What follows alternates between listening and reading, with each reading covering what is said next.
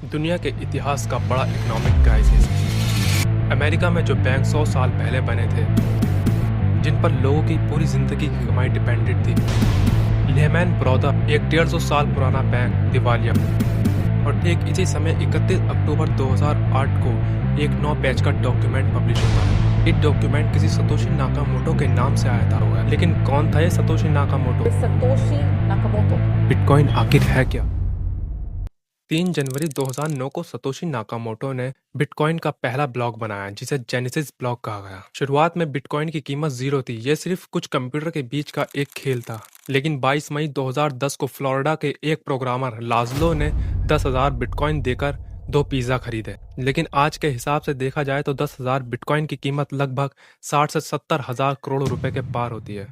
लेकिन सवाल यह है कि कंप्यूटर के अंदर लिखे गए कोड की इतनी वैल्यू कैसे हो गई? मान लीजिए आपके बैंक में 1 लाख रुपए हैं और वो 1 लाख रुपए कहाँ हैं? ये सिर्फ बैंक के कंप्यूटर के अंदर दर्ज एक एंट्री है। अगर कल बैंक का सर्वर हैक हो जाए या फिर बैंक डूब जाए तो आपका पैसा गायब। जैसे 2008 में बैंकों की एक गलती से पूरी दुनिया आर्थिक मंदी से गुजर रही थी। हुआ ये था कि मुनाफे के चक्कर में बैंकों ने सभी को होम लोन देना शुरू कर दिया। बैंक ने सोचा कि 10 में से अगर 3 लोग पैसे जमा ना कर पाए तो क्या हुआ? घरों की वैल्यू तो बढ़ती ही है, उसे बेचकर प्रॉफिट कमा लेंगे। और ऐसा ही हुआ। कुछ लोगों ने किस्तें देना बंद कर दिया, जिससे बैंक उनके घर बेचने के लिए मार्केट में लाए तो, लेकिन इतने सारे एक साथ घर बेचने की वजह से घरों के प्राइस मिट्टी में मिल गए। मतलब अगर किसी के लोन की कीमत 50 लाख थी तो उसके घर की कीमत सिर्फ 30 लाख ही बची। जितना लोन था उतना पैसा वापस भी नहीं आया। और इसी एक गलती की वजह से दुनिया ने बहुत बड़ा क्राइसिस देखा। बिटकॉइन ने इसी सिस्टम को बदल दिया। इसमें सेंट्रल बैंक की जगह लाखों कंप्यूटर का नेटवर्क होता है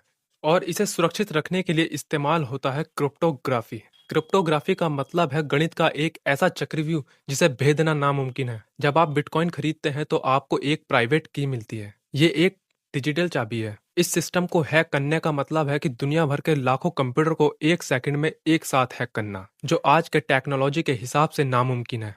लेकिन हर बड़ी ताकत के साथ एक बड़ा खतरा भी आता है। बिटकॉइन जिस चाबी को अपनी ताकत मानता था, अपराधियों ने उसी को अपना वेपन बना लिया। साल 2011 से 13 के बीच इंटरनेट के गहरे हिस्से में एक वेबसाइट बनाई जाती है जिसका नाम था सिल्क रोड। यहाँ क्या होता था? यहाँ लोग अपनी बिना असली पहचान बताए गैर कानूनी हथियार बेचते थे, ड्रग्स का सौदा कर देते और जहरीली चीजें बेचते थे। लेकिन अमेरिका की एजेंसी एसबीआई को इसकी खबर मिल गई। 31 अक्टूबर 2013 को एफबीआई की एजेंसी ने सिल्क रोड के संस्थापक को रॉस अल्ब्राइट को गिरफ्तार कर लिया और सिल्क रोड को बंद कर दिया जाता है और साथ ही 26,000 बिटकॉइन को जब्त कर लिया जाता है। अगले कुछ घंटों में बिटकॉइन की कीमत 25% गिर जाती है और समस्या यहीं खत्म नहीं होती है। अगले ही साल 2014 को दुनिया का सबसे बड़ा बिटकॉइन एक्सचेंज एक्सटी गॉस हैक हो जाता है और लोगों के करोड़ों रुपए के बिटकॉइन चोरी हो गए और एक्सचेंज दिवालिया हो गया। अब लोगों को लगा कि बिटकॉइन खत्म, लेकिन इस क्रैश के बाद बिटकॉइन और ज्यादा मजबूती से आता है। 2017 तक इसकी कीमत $20,000 तक पहुंची। 2021 में 64,000 छू गया। 2024 में सिक्योरिटी एंड एक्सचेंज कमीशन,